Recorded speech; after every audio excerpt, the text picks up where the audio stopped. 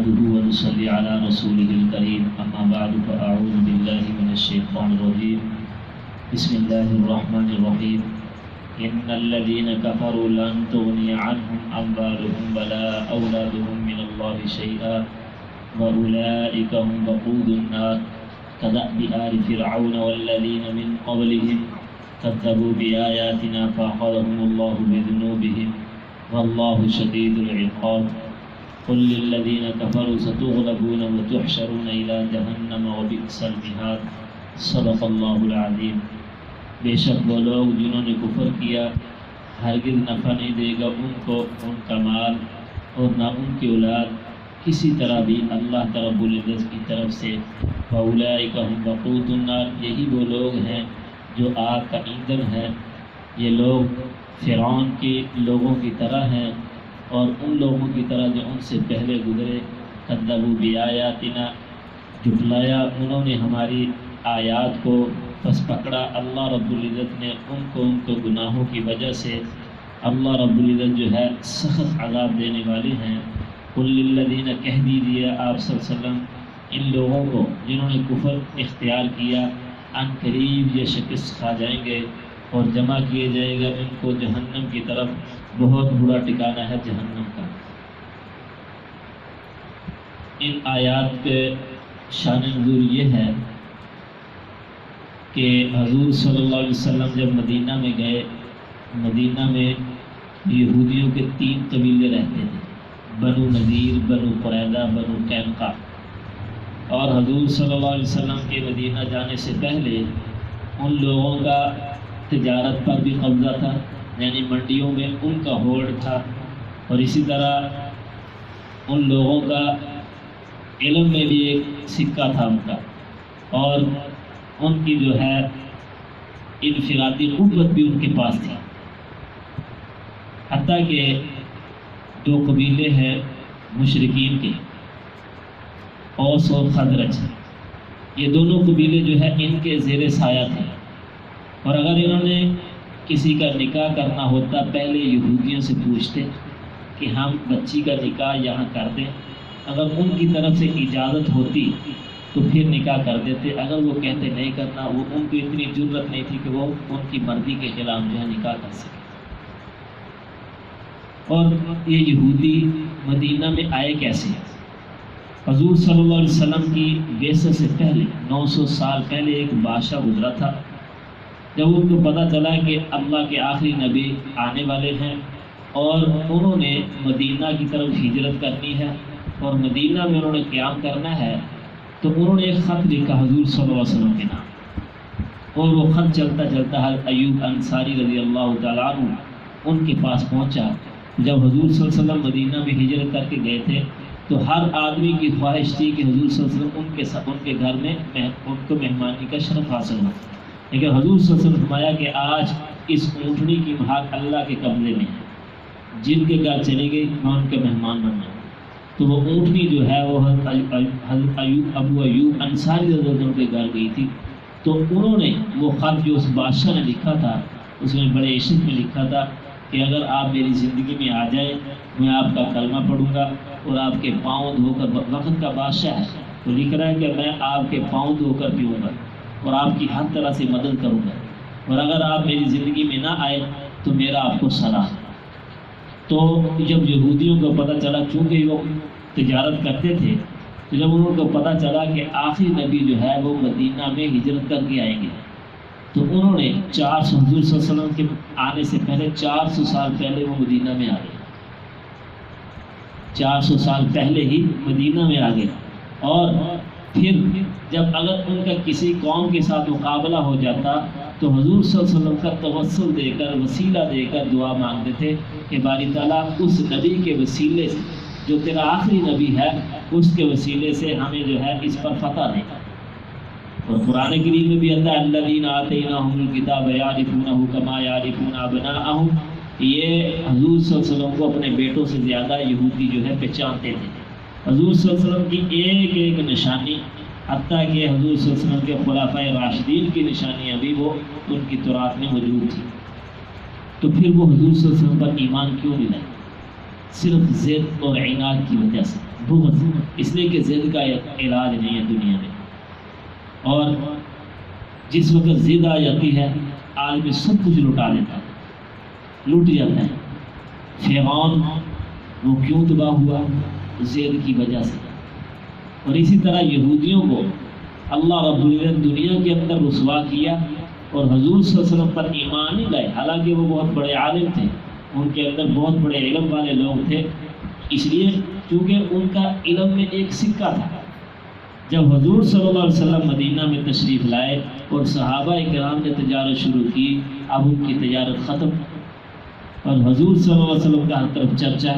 اور اسی طرح حضور صلی اللہ علیہ وسلم کو جو ہے اللہ رب العزت نے انفرادی طاقت بھی دی۔ اب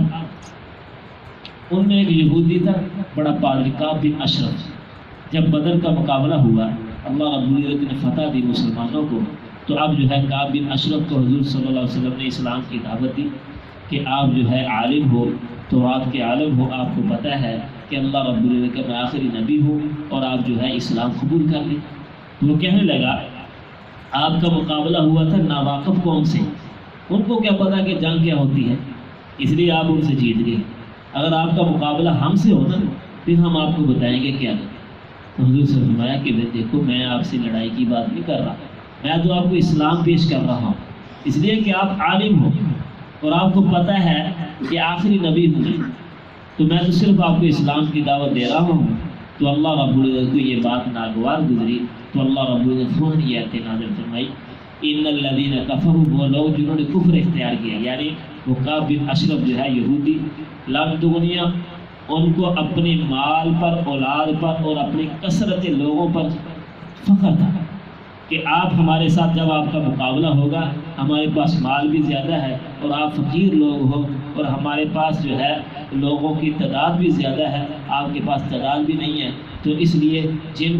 کے ساتھ آپ نے مقابلہ پہلے کیا ہے بدر میں، وہ تو ایک ناواقف قوم تھی، ان کو کیا پتہ جنگ کیا ہوتی ہے، اب ہمارے ساتھ جب آپ کا مقابلہ تو پھر ہم آپ کو بتائیں گے کہ کس کو کہتے ہیں جنگ۔ تو اللہ فرمائے کہ ان کو ہرگز فائدہ نہیں دے گا مال ان کا اور نہ ان کی اولاد اللہ کے مقابلے میں کسی کی بھی۔ اور آج بھی اگر جو ہے آدمی کسی آدمی کو فخر ہو کہ میرے پاس مال زیادہ ہے یا میرے پاس جو ہے طاقت زیادہ ہے، اللہ رب العزت اس آیت کا مصداق ہے کہ اللہ کے مقابلے میں کچھ چیز نہیں ہے، یہ ساری چیزیں اللہ کی دی ہوئی ہیں، اور اللہ رب العزت کبھی دے کر آزماتے ہیں، کبھی لے کر آزماتے ہیں۔ اصل آدمی وہ ہے جو جب اللہ رب العزت کو مال دیا وہ تکبر سے بچ گیا، جب اللہ رب العزت مال دیا تو تکبر سے بچ گیا، اس وقت اس نے عاجزی اختیار کیا، اللہ رب العزت کی نعمتیں اس پر اور بڑھیں گی۔ اگر اس کے اندر تکبر آ گیا وہ جو نعمتیں ہیں وہ بھی چھن جائیں گی، اس لیے کہ اللہ رب العزت کا وعدہ ہے لئن شکرتم لازیدنکم، اگر تم میری نعمتوں کا شکر ادا کرو گے تو اللہ رب العزت کی نعمتیں اور زیادہ ہوں گی، وَلَئِن كَفَرْتُمْ إِنَّ عَذَابِي لَشَدِيدٌ، اگر تم نے ناشکری کی پھر وہ جو عذاب آنے والا اس کا انتظار کرو، وہ عذاب جو فقر فقر بھی ہو سکتا ہے، اور اسی طرح اللہ رب العزت عزت دی ہے وہ ذلت کا عذاب بھی ہو سکتا ہے۔ اس لیے جتنا زیادہ شکر ہو اتنا زیادہ شکر کرنا چاہیے، جتنی بھی اللہ رب العزت نے نعمتیں دی ہیں، اور ہم ہر لمحہ ہر لحظہ اللہ کی نعمتوں کا استعمال کر رہے ہیں، تو ہمیں تو یہ چاہیے کہ ہم ہر وقت اللہ رب العزت کا شکر ادا کریں۔ لیکن چونکہ ہمارے ساتھ جو ہے دنیا کے معاملات بھی اللہ رب العزت لگائے ہیں، تو کم از کم شکر ادا کرنے کا ایک طریقہ بتایا جو حضور صلی اللہ علیہ وسلم نے، وہ ہے 5 وقت کی نماز۔ اگر کوئی آدمی 5 وقت کی نماز پڑھتا ہے، گویا کہ اللہ رب العزت جو نعمتیں استعمال کرا اس کا کچھ نہ کچھ اس نے شکر ادا کیا، وغیرہ تو ہم اللہ رب العزت کی ایک جو ہمیں سانس چل رہا ہے اس کا شکر ادا نہیں کر سکتے۔ اور اسی طرح جو اللہ رب العزت ہمیں کھانا ہم کھاتے ہیں اگر ہضم نہ ہو تو پھر ہم کیا کر سکتے ہیں؟ تو یہ کھانا ہضم ہو رہا ہے، آدمی کی صحت برقرار ہے، یہ بہت بڑی نعمت ہے اللہ کی۔ اور اگر اس بات پر ہی شکر ادا کرنا شروع کر دیں ہم، تو ساری زندگی بیٹھے رہیں تو اللہ رب العزت کا شکر ادا نہیں ہوگا۔ لیکن حضور صلی اللہ علیہ وسلم نے طریقہ بتلایا کہ اللہ رب العزت کو آپ نے کیسے راضی کرنا ہے، وہ یہی ہے کہ کم از کم 5 وقت نماز اگر ہم ادا کر لیں تو اللہ رب العزت کی نعمتوں کا کچھ نہ کچھ شکر ادا ہو جائے گا، تو اللہ رب العزت کی نعمتیں ہمارے اوپر اور زیادہ ہوں گی۔ تو اللہ رب العزت ہمارے ہیں ان لوگوں کا طریقہ بھی ان لوگوں کی طرح ہے جس طرح فرعون نے کیا تھا، اس کو بھی اپنے مال پر اپنے عہدے پر تکبر تھا، تو اللہ رب نے کیسے کیا کہ پانی میں غرق کر کے، راستہ ایک ہی ہے، اسی سے موسیٰ کو گزارا، اسی سے فرعون کو غرق کیا، راستہ ایک ہے۔ تو اس لیے جب اللہ رب کے ساتھ تعلق ہو جاتا ہے، پھر اللہ رب حدیث سے بات کرتا ہے کہ جب بندہ میرے ساتھ، بندے کا تعلق ہو جاتا ہے، میں بندے کا ہاتھ بن جاتا ہوں، بندے کا پاؤں بن جاتا ہوں، بندے کی زبان بن جاتا ہوں۔ مطلب کیا اس کا کہ اس ہاتھ سے کسی پر ظلم نہیں ہوتا، اور یہ پاؤں چلتے ہیں تو اللہ کی خوشنودی کی طرف چلتے ہیں، اور زبان سے ایسے کلمے نکلتے ہیں جو اللہ کو خوش کرنے والے ہیں۔ تو اس لیے جب ہمارا تعلق اللہ کی ذات کے ساتھ ہو جائے گا، پھر اللہ رب العزت ہمارے لیے سارے راستے جو ہے آسان کر دیں گے، جس طرح موسیٰ علیہ السلام کے لیے کیے، اللہ رب العزت اسی راستے سے موسیٰ علیہ السلام کو گزارا، اور اسی راستے سے فرعون کو جو موسیٰ علیہ السلام کا دشمن تھا، اللہ رب العزت تباہ کر کے دکھایا۔ تو اللہ رب العزت ہمارے کہ ان کا طریقہ بھی فرعون کی طرح ہی ہے، جس طرح انہوں نے تکبر کیا تھا اس طرح یہ بھی تکبر کر رہے ہیں، جس طرح اللہ رب العزت نے ان کو دنیا کے اندر ذلیل و خوار کیا، اس طرح اللہ رب العزت ان کو بھی دنیا کے اندر ذلیل و خوار کریں گے۔